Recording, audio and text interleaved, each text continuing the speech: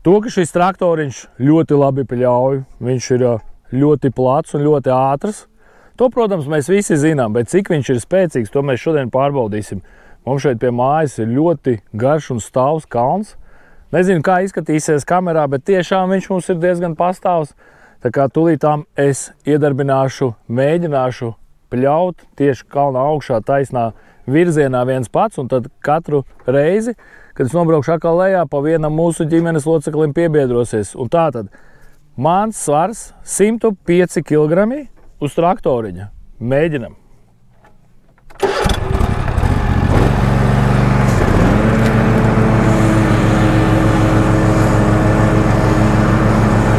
Mierīgi.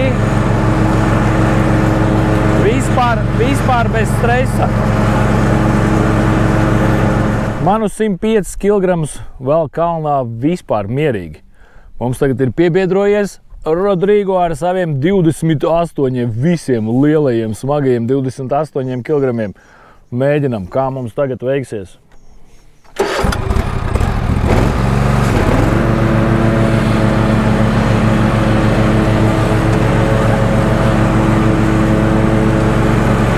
Mierīgi.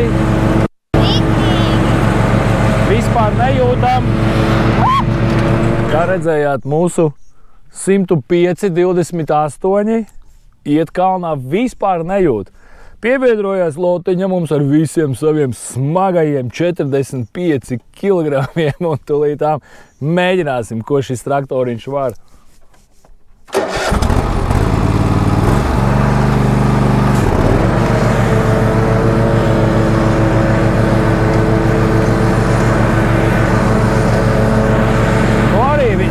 Neko nejūt. Kā gāja, tā gāja. Nu, ko mums piebiedrojās arī Lelde ar visiem saviem 150, bez 151 kg. Un tagad mums kopā ir pāri 200 kg. Tūlīt brauksim stāvajā kalnā un apstīsimies, ko tas traktoriņš var. Var vai nevar.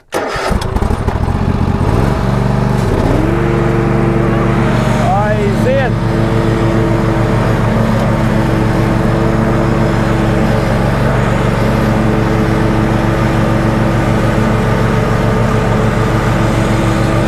Neko nejūt.